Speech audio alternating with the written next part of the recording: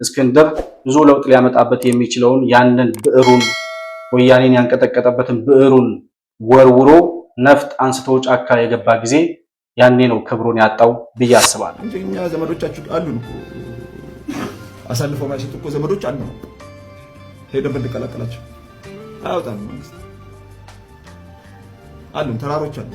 ተራሮች ላይ ነው ዘመዶች። ወያኔን በብዕሩ ብቻ እየጻፈ ማንቀጥቀጥ የቻለ ሰው ነበር። ታላላቅ ሰዎች እነ ብርቱካን ሚደቅሳ የመሰከሩለት ዓለም አቀፍ ሽልማቶችን ማሸነፍ የቻለ ሰው ነበር እስክንድር ነጋ። They told him that, they are tired of arresting him. And they said, this time around, we are not going to arrest you. We are going to kill you. ይህ ሁሉ የለውጡ ትሩፋት መሆኑንና እስክንድር ነጋ ታግሎ ያመጣው የለውጡ ውጤት የትግሉ ውጤት መሆኑን እንኳን ሬኮግናይዝ ማድረግ አልፈለገም። እሷ በዚህ ውስጥ በፍቃዷ ያለችበት የምትደግፈው ነገር መሆኑን የሚሰጠኝ ደግሞ የተወሰነ መጽናናት አለ። በጣም ማዝነው ለልጄ ነው። ልጄ አባቱን ለማወቅ እድል አለ። መንግስት ከኢህአዴግ ተቀጥላ ነው ወይስ ከኢህአዴግ ተነጥሎ የወጣ ነው የሚለውን ነገር ቀስ ብሎ ሰክኖ ማየትና ማጣራት በነበረበት ሰዓት እስክንድር ነጋ ያንን የማረጋገጥ ጊዜም እድልም አለ። 6 years behind bars, finally freedom. How does it feel to be free? Well, I'm free personally, but my country is not free. So it's አደረጃጀት ሲጀመር አልተመሰረተም። ተመስርቶም ከሆነ ከሳምንት የዘለቀ እድሜ አይኖረውም ብለን ስንናገር ነበር። ይሄንን ለማለት ነብይ ወይም ደግሞ ወልይ መሆን አይጠበቅም። ታያችን ማለቅም መንገዱም የለም። ለእስክንድር ነው መልእክት ማስተላለፈው። አንተ ብታልፍም ራአይ አያልፍም። አሁን ላይ ግን ይሄ ልጅ ራሱን አደጋ ውስጥ እየከተተ መሆኑ ገብቷት ቢያንስ ህይወቱ እንዲተርፍ ከዚህ በኋላ እየሄደበት ያለው መንገድ በቃ ልትለው ይገባል ብዬ አስባለሁ።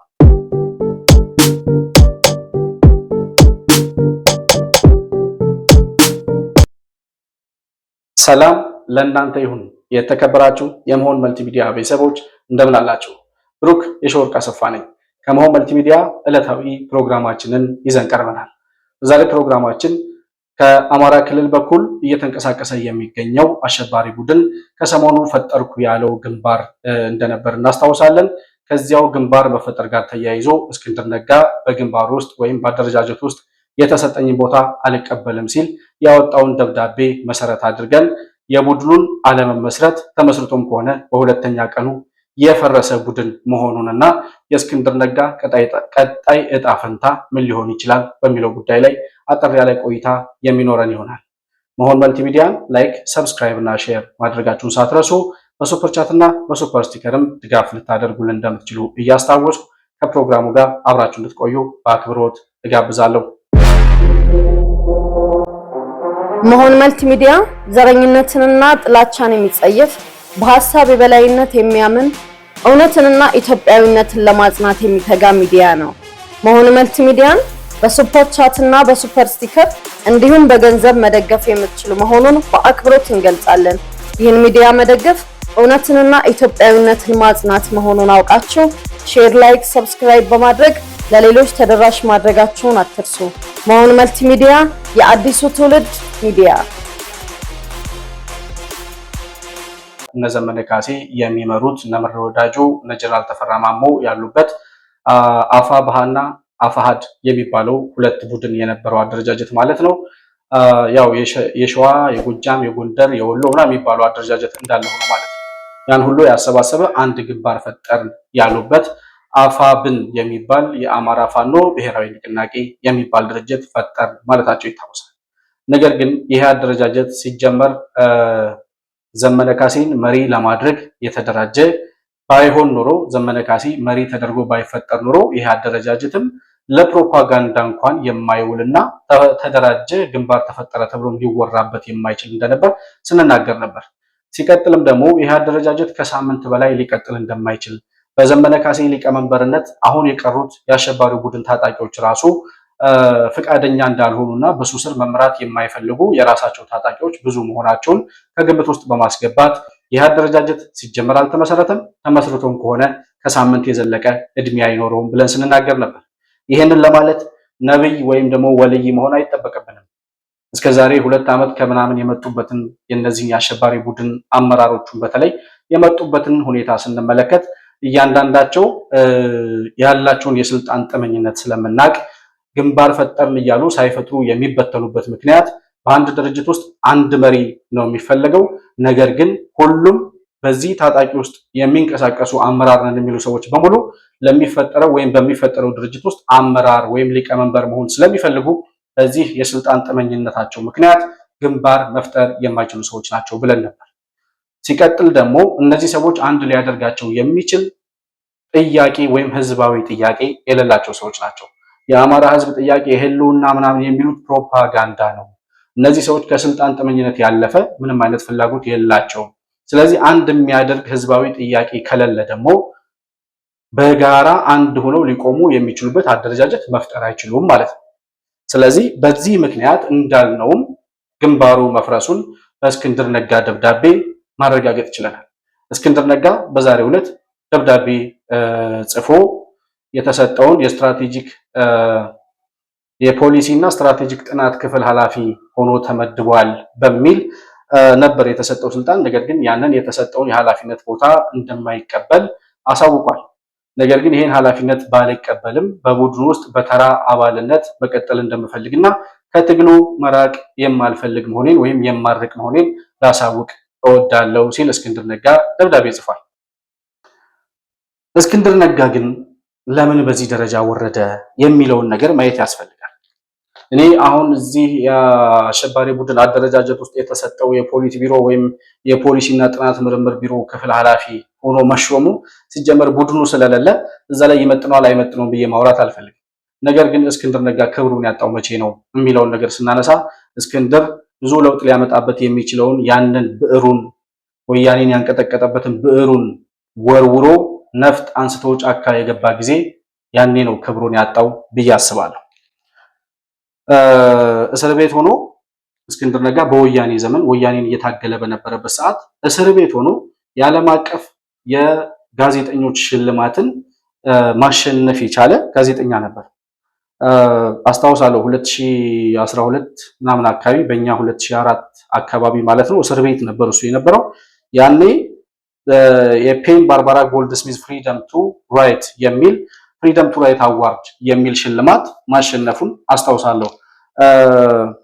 ባርባራ ጎልድስሚዝ ማለት አሜሪካዊ ጋዜጠኛ ናት። ማነው አሜሪካዊ ደራሲ ናት። ብዙ ጊዜ የፖለቲካ ጽሁፎችንና ለነጻነት የሚደረጉ ተጋድሎችን ታደርግ የነበረች በጣም ቤስት ሴለር የሆኑ መጽሐፍትን መጽሐፍ የቻለች አሜሪካዊ ጋዜጠኛ ወይም ደግሞ ጸሐፊ ነበረች። በእሷ ስም የተሰየመው ፔን ባርባራ ጎልድስሚዝ ፍሪደም ቱ ራይት የሚለውን አዋርድ እስር ቤት ሆኖ ማሸነፍ የቻለ ሰው ነበር እስክንድር ነጋ። በዚያው ውስጥ ታላላቅ ሰዎች ሲመሰክሩለትና የኛዋ አንዷ የፖለቲካ ታጋይ የነጻነት ታጋይ የሆነችው እንደ ምሳሌ የምናያት ሴት አርበኛ ብርቱካን ሚደቅሳ አንዷ ነበረች። ስለ እስክንድር ነጋ የሚሰጡትን ወይም የሰጡትን ምስክርነት ላሰማችሁና ተመልሼ እመጣለሁ። Eskinder Nega is a long-time Ethiopian journalist. He has been a thorn in the government's side really for the past 2 decades. He was the publisher and editor, along with his wife, of a number of newspapers. He's a very decent man, very humble. In a way, he is shy too, you know. He is also an extremely stubborn person, as you might imagine. I think the word iconoclast doesn't quite do justice to someone like Eskinder, because he and his family have sacrificed quite a lot for their principles in Ethiopia. He went back into the breach knowing full well what the risks were for doing so. He had a number of other options. He grew up in the DC area. He could have left the country, but he chose to stay. He'd been arrested 6 or 7 times before. He's had newspapers closed down. He's really been hounded by the Ethiopian regime. The charge was treason. Sir Colum gave birth to the couple's son in prison. Released in 2007, but banned from writing for newspapers, Eskinder went right back to work online. Actually, at some point, they told him that, you know, they are tired of arresting him. And they said, this time around, we are not going to arrest you. We are going to kill you. You better stop it. በዚህ ደረጃ ለውጥ ማምጣት የሚችል ወያኔን በብዕሩ ብቻ እየጻፈ ማንቀጥቀጥ የቻለ ሰው ነበር። ታላላቅ ሰዎች እነ ብርቱካን ሚደቅሳ የመሰከሩለት ዓለም አቀፍ ሽልማቶችን ማሸነፍ የቻለ ሰው ነበር እስክንድር ነጋ። በዚህ ተጋድሎም ወደ 8 ጊዜ ወያኔ አስሮታል። እየታሰረ እየተፈታ በነበረበት ሰዓትም ለአቋሙ በነበረው ቁርጠኝነት የብዙ ኢትዮጵያውያንን ድጋፍ ማግኘት የቻለ ነገር ግን ቤተሰቦቹ ደግሞ እጅግ በጣም ብዙ ዋጋ የከፈሉ እንደነበር እናስታውሳለን። እና ባለቤቱም እስር ቤት ነበረች። እሷ የምትጽፋቸው ጽሁፎች ነበሩና ከዛ ጋር ተያይዞ እስር ቤት ገብታ ነበር። የመጀመሪያ ልጃቸው ናፍቆት እስክንድር የተወለደውም እስር ቤት ውስጥ ነው። እና እስክንድር ልጁን አለማየቱ፣ ልጁ ያላባት ማደጉ፣ ልጁ ላይ ያሳደረው አሉታዊ ተጽዕኖ እሱ በመታሰሩ ምክንያት ምን ይመስል እንደነበር ራሱ እስክንድር የሚናገረው ልጋብዛችሁና ተመልሼ እመጣለሁ። እሱማ በጣም አሁን የሚነገረው እኔ ስለኔ ነው። እኔ እስር ቤት ስለነበርኩኝ ያለው ፎከስ በሙሉ እኔ ላይ ነው። ግን ትልቁ መስዋዕትነት የከፈሉት ግን ሰርካለምና ናፍቆት ናቸው። ያ ከፍተኛ ሀዘንታ ሁሌም በእያንዳንዱ ሴከንድ ውስጥ በውስጤ ፈጥሮ ነበር። አሁንም አለ ሀዘንታ በነገራችን ላይ። ዞሮ ግን ሰርካለምና የተገናኘ ነው ትግል መድረኩ ላይ ነው። በነገራችን ላይ በትግል ውስጥ ሊኖር ነው። ከተገናኘንበት ጊዜ አንስቶ የኛን ህይወት ዲፋይን ያደረገው የኖር ነው የተነፈስ ነው ትግሉ ነው። ስለዚህ እሷ በዚህ ውስጥ በፍቃዷ ያለችበት የምትደግፈው ነገር መሆኑን የሚሰጠኝ ደግሞ የተወሰነ መጽናናት አለ። በጣም ማዝነው ለልጄ ነው። ልጄ አባቱን ለማወቅ እድል አላገኘም። የተወለደው እንደምታውቀው እስር ቤት ውስጥ ነበር። ከዛ በኋላም እፎይታ አላገኘም። ከመታሰሪ መሀል ላይ በነበረው ጊዜ እፎይታ ሊያገኝ አልቻለም። ከዛም በኋላ እስር ቤት ገብቻለሁ። እስር ቤት በዛም አላቆመም። ወደ ስደት መጥተዋል እና በዚህ ደረጃ ቤተሰቦቹን ህፃን ልጁን እስር ቤት የተወለደ ልጁን ሳያይ ነው እስክንድር ነጋ ወያኔን ለመጣል ይደረግ በነበረው ትግል ውስጥ የራሱን አስተዋጽኦ በብዕሩ ብቻ ሲታገል የነበረው። በሚተኩሳቸው ቃላቶች፣ በሚጽፋቸው ጽሁፎች፣ በሚያሰፍራቸው ርዕሰ አንቀጾች ወያኔ ሲደነብር እናስታውሳለን። እሱ ብቻ ሳይሆን ባለቤቱ ሰርካለምም እንደዚሁ በጽሁፎቿ ወያኔን የታገለች አርበኛ ነበረች። ታስራ ልጇን እስር ቤት ሆና እስከ መውለድ ድረስ የደረሰችው በዚሁ ወያኔን ለመጣል በተደረገው ለነጻነት በሚያደርጉት ትግል ነበር እና እሷ ተፈታ ልጇ ኦሬዲ እያደገ በመጣበት ጊዜ የአባቱን ናፍቆት እንዴት ያሰቃየው እንደነበረ ስለ ልጇ የምትናገረውን ልጋብዛችሁና አሁንም ተመልሼ እመጣለሁ። ከዛሬ 7 ዓመት በፊት እርግጥ ነው እስር ቤት አብረን ነበርን። አብረንነት ያዝ ነው ወደ ማዕከላዊ እስር ቤት ይዘውን ሄዱ። አንድ ላይ እርጉዝ ነበርኩ። እርጉዝም ሆኔን አላውቅም ነበረ። እዛ ከገባው ቼክ አፕ አድርጌ ነው እርጉዝ መሆኔን የሚያወቅኩት። እስር ቤት ውስጥ እርጉዝ መሆን በጣም ከባድ ነው። ከስሩ በላይ በጣም ትልቅ ሸክም ነው።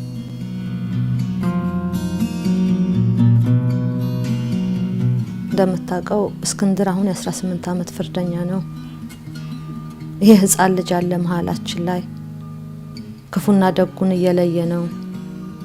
እስክንድር እንደሚለው ጥላቻ ይዞ እንዲያድግ አልፈልግም ብሏል። የልጁም ጭንቅላት በጣም የተጎዳ ነው።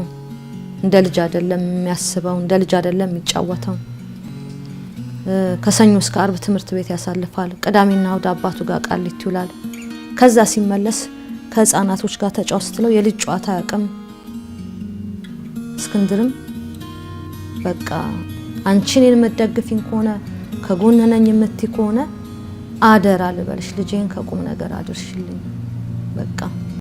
እስክንድር ነጋም ሆነች ጋዜጠኛ ሰርካለም በዚህ ደረጃ ለሀገር ለነጻነት የከፈሉትን ዋጋ የትኛውም ኢትዮጵያዊ ያኔ የነበረውን የወያኔ ጭቆና የሚያውቅ ወያኔ ሳይፈሩ ለልጃቸው ሳይሳሱ ዋጋ ከፍለው ኢትዮጵያን ነጻ እንድንወጣ ላደረጉት አስተዋጽኦ ዛሬም ትላንትናም ነገም ቢሆን ክብር አለኝ። ለእስክንድር ነጋም ቢሆን ለሰርካለምም ቢሆን። ስለዚህ በዚህ ደረጃ ዋጋ የከፈለ የነበረ ሰው ከነ ቤተሰቡ ለነጻነት ሲል ዋጋ የከፈለ ሰው የለውጡ መንግስት እንደመጣ ነው ከእስር ቤት የተፈታው። የለውጡ መንግስት ሲመጣ እስክንድር ነጋ እስር ቤት ነበር። አብቹ እንደተመረጠ ብዙ ፖለቲከኞችን፣ የፖለቲካ እስረኞችን፣ ጋዜጠኞችን ይፈታ በነበረበት ሰዓት እስክንድር ነጋም ያኔ ነበር 2010 መጨረሻ አካባቢ ከእስር የተፈታው።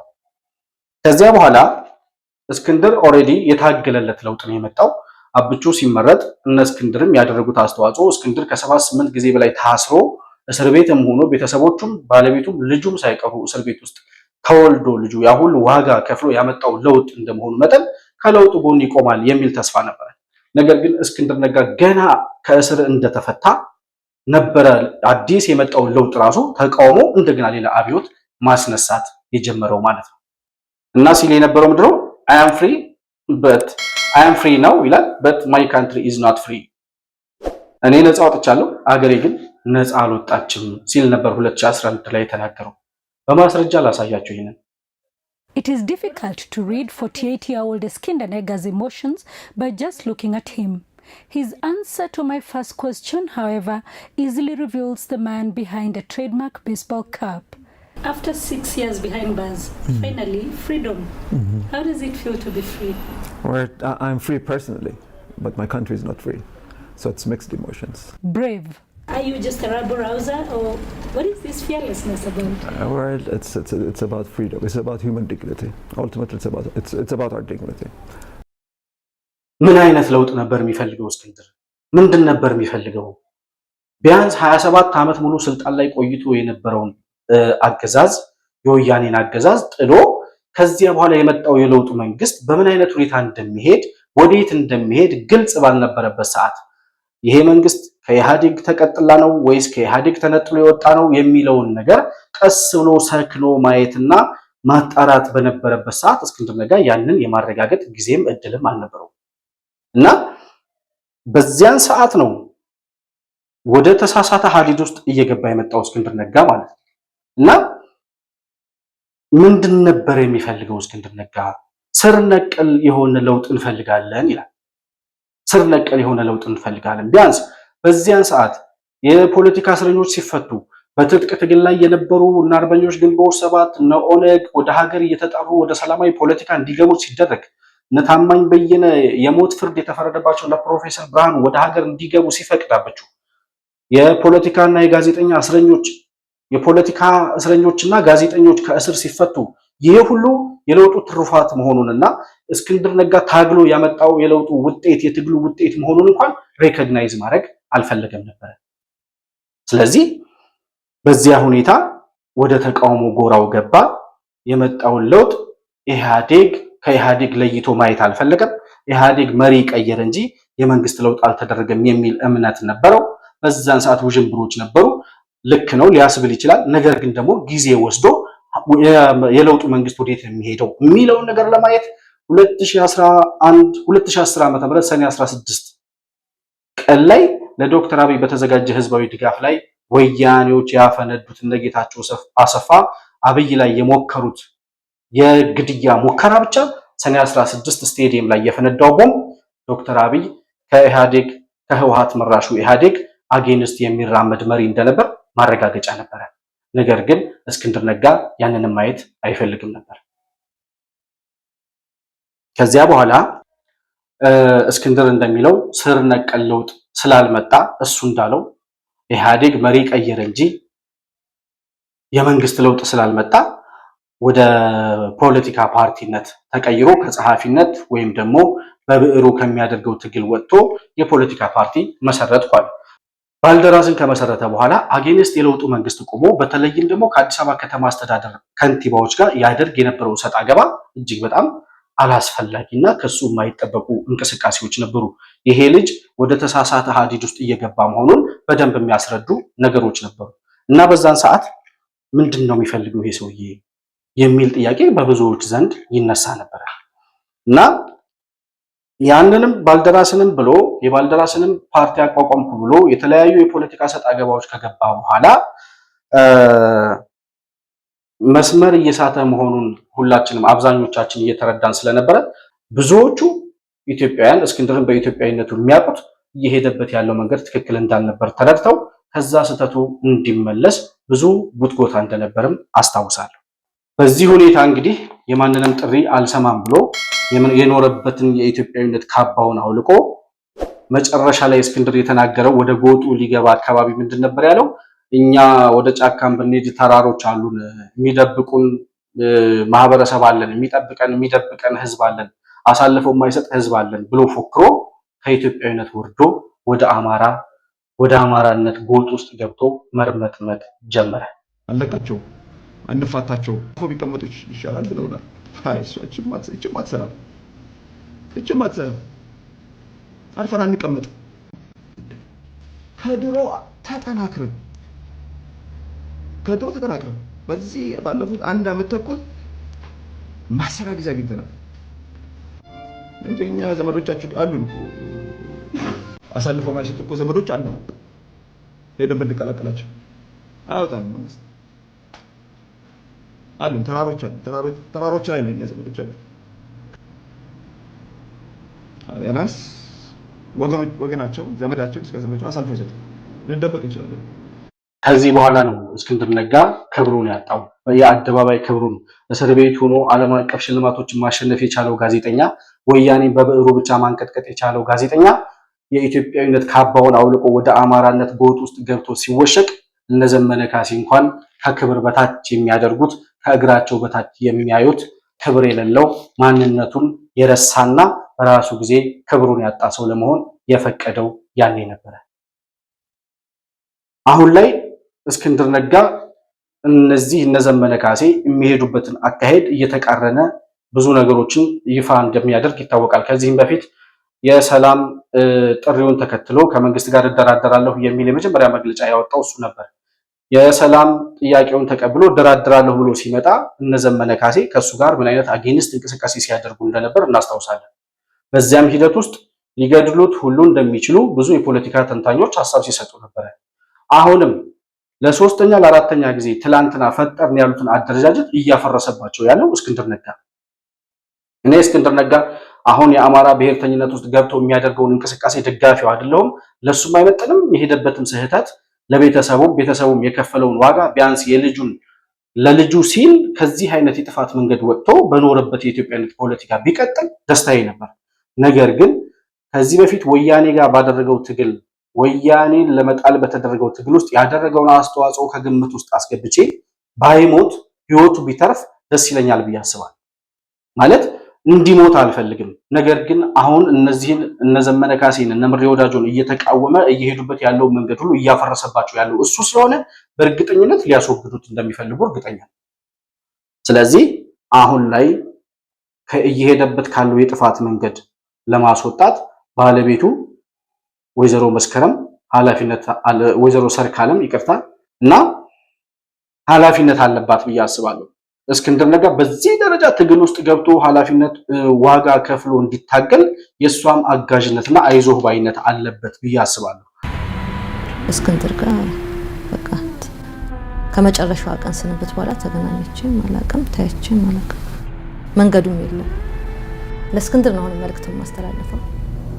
አንተ ብታልፍም ራእይ አያልፍም። ለህዝብ ለሀገር ኢትዮጵያ ውስጥ ዲሞክራሲ ሀሳብን በነጻነት የመግለጽ መብት እንዲከበር ነው መስዋዕት የሆንከው። መስዋዕትነትህ ዋጋ አለው። በርታ ነው የምለው። በቃ በወያኔ ዘመን ትክክል ነበር። ኦኬ ብዙዎች ዋጋ ከፍለዋል። ሁሉም ላመኑበት ዋጋ ለነጻነት ማንም በባርነት መኖር ስለማይፈልግ ማበረታታቷና ጀግንነቱን ትግሉን እንዲቀጥል አይዞህ ማለቷ ትክክል ሊሆን ይችላል። አሁን ላይ ግን ይሄ ልጅ ራሱን አደጋ ውስጥ እየከተተ መሆኑ ገብቷት ቢያንስ ህይወቱ እንዲተርፍ ከዚህ በኋላ እየሄደበት ያለው መንገድ በቃ ልትለው ይገባል ብዬ አስባለሁ። እስክንድር ነጋም አሁን የተሰጠውን ኃላፊነት አልቀበልም ብሏል። ሲጀመር የተደራጀ ቡድን የለም። አሁን ታጣቂው በሙሉ ወደ ሰላም እየመጣ እየፈረሰ ያለ አደረጃጀት መሆኑ ስለገባቸው 10ም 15ም ደጋፊ ካላቸው ያን ደጋፊ ይዞ ለማቆየት ፈጠርን ያሉት አደረጃጀት እንጂ መሬት ላይ ያልተደራጀ ያልተዋሃደ ሊዋሃድ የማይችል ቡድን እንደሆነ ሁላችንም እናውቃለን። ስለዚህ ይሄ ልጅ አሁንም የዚህን የአሸባሪ ቡድን የውሸት ፕሮፓጋንዳ እያጋለጠ ያለ ስለሆነ በእርግጠኝነት ያሳድዱታል። በእርግጠኝነትም ሊገድሉት እንደሚፈልጉ ነው የምገምተው። ያ ከመሆኑ በፊት እሱም ራሱን ማዳን አለበት። ለማይጠቅም ትግል፣ ለማይጠቅም ዘረኝነት፣ ብዙዎችን ለበላ የዘረኝነት ትግል ይሄን ያክል ዋጋ መክፈል አልነበረበትም። አሁንም ቢያንስ ነቅቶ ወደ ገደል እየገባ ያለ አደረጃጀት እየሞተ ያለ የመቃብር አፋፍ ላይ የቆመ ትግል መሆኑ ገብቶት የአማራው ሸኔ ትግል ራሱን ነፃ ማውጣት አለበት። ባለቤቱ ወይዘሮ ሰርካለም ኃላፊነት አለባት የዚህ ልጅ ህይወት ለማዳን ብዬ አስባለሁ። እና ጓደኞቹ፣ ወዳጆቹ፣ የሚያውቁት ሰዎች ሁሉ ይሄንን ልጅ ከጥፋት ከሞት እንዲድን የሚችሉትን ሁሉ አስተዋጽኦ አበርክተው ከዛ ትግል እንዲወጣና ሰላማዊ ህይወቱን ከልጁና ከቤተሰቦቹ ጋር ከዚህ በኋላ እንኳን የቀረውን እድሜ እንዲኖር ማድረግ ቢችሉ መልካም ነው ብዬ አስባለሁ። ከዚያ በተረፈ የአማራው ሸኔ እነዘመነ ካሴ በወያኔና በሻዕቢያ አደረጃጀት አመራርነት አመራር ሰጭነት ፈጠርን ያሉት አደረጃጀት የሌለ አየር ላይ የተጨረሰ ወይም ደግሞ ለፕሮፓጋንዳ ብቻ የተወራ እንጂ ምንም አይነት ግንባር መፍጠር የማይችሉ ሰዎች መሆናቸውን በራሳቸው ገና በሁለተኛው ቀን ማረጋገጥ ስለቻሉ አሁንም እነዚህ ሰዎች ግንባር ይፈጥራሉ ብሎ የሚጠብቅ ሰው ካለ ከነሱ የተሻለ እንዳልሆነና አሁንም በውሸት ዓለም እየዋዠቀ መኖር የሚፈልግ ከመሆኑ ውጪ እነዚህ ሰዎች ጠብ የሚል ነገር ሊፈጥሩ የማይችሉ ተራ የስልጣን ጥመኞች መሆናቸውን ተረድተው አብዛኞች ካጠገባቸው እየራቁ ያለበት ሁኔታ ላይ ያለነው። ወደ ሰላም የሚመጡትም ታጣቂዎች በጣም በገፍ ወደ ሰላም እየገቡ ያለበት ሁኔታ ነው ያለው። የአማራ ክልል ህዝብ እነዚህ አሸባሪዎች የራሱን ነፃነት እንደነፈጉት ከነፃ እናወጣዋለን ብለው ወደ ባርነት እያስገቡት እንደሆነ አዲስ አበባ ተከለከለ ብለው ከዞን ወረዳ መሄድ እንዳይችል እንደከለከሉት ገብቶት እነዚህን ታጣቂዎች ከጉያው እየመነጠረ እያወጣ ለጸጥታ አካላት እየሰጠ ያለበት ሁኔታ ነው ያለው። የአማራ ክልልም የኢትዮጵያም ሰላም በቅርቡ በመከላከያ ሰራዊትና በህዝቡ ጥረት ይረጋገጣል ብዬ አስባለሁ። ከዚያ በተረፈ ኢትዮጵያ በልጆቿ ጥረት አሁንም ነገም ከነገ ወዲያም በሰላም በክብሯ በከፍታዋ ላይ እንደምትቀጥል ማረጋገጫዎችን እያየን ያለንበት ጊዜ ላይ በመሆናችን ለኢትዮጵያውያን በሙሉ ደስታ፣ ለጠላቶቿ በሙሉ ደግሞ ክሽፈትና ውርደት እየተከናነቡ ያለበት ጊዜ ላይ እንገኛለን። የእስክንድር ነጋና የአማራው ሸኔ ፈጠርኩ ያለውን አደረጃጀት የዳሰስኩበት ፕሮግራም ይህንን ይመስላል። መሆን መልቲሚዲያን ላይክ፣ ሰብስክራይብ እና ሼር ማድረጋችሁን አትርሱ። በሱፐር ቻት እና በሱፐር ስቲከር ድጋፍ ልታደርጉልን እንደምትችሉም ለማስታወስ እወዳለሁ። ከፕሮግራሙ ጋር አብራችሁ ስለነበራችሁ እጅግ በጣም አድርጌ አመሰግናለሁ። በሌላ ፕሮግራም እስከምንገናኝ ድረስ ሰላም በያላችሁበት ለእናንተ ይሁን። መሆን መልቲሚዲያ ዘረኝነትንና ጥላቻን የሚጸየፍ በሐሳብ የበላይነት የሚያምን እውነትንና ኢትዮጵያዊነትን ለማጽናት የሚተጋ ሚዲያ ነው። መሆን መልቲሚዲያን በሱፐር ቻት እና በሱፐር ስቲከር እንዲሁም በገንዘብ መደገፍ የምትችሉ መሆኑን በአክብሮት እንገልጻለን። ይህን ሚዲያ መደገፍ እውነትንና ኢትዮጵያዊነትን ማጽናት መሆኑን አውቃችሁ ሼር፣ ላይክ፣ ሰብስክራይብ በማድረግ ለሌሎች ተደራሽ ማድረጋችሁን አትርሱ። መሆን መልቲሚዲያ የአዲሱ ትውልድ ሚዲያ